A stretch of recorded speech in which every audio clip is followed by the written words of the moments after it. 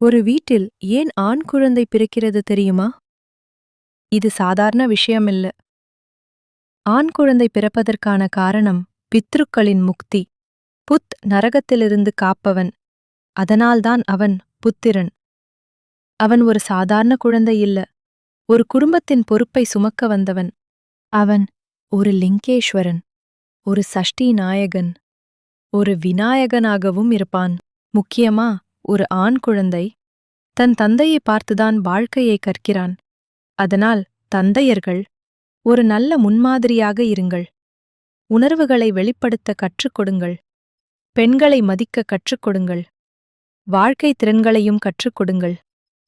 நம்ம வீட்டு குழந்தைகளை சரியான பாதையில் நடத்தினால் அவர்கள் ஒரு நல்ல மனிதராக மட்டுமில்ல, இந்த சமூகத்திற்கே ஒரு சக்தியாக மாறுவார்கள். உங்க வீட்டில் இருக்கும் அந்த சின்ன ஹீரோக்காக ஒரு லைக் போட்டுட்டு சப்போர்ட் பண்ணுங்க.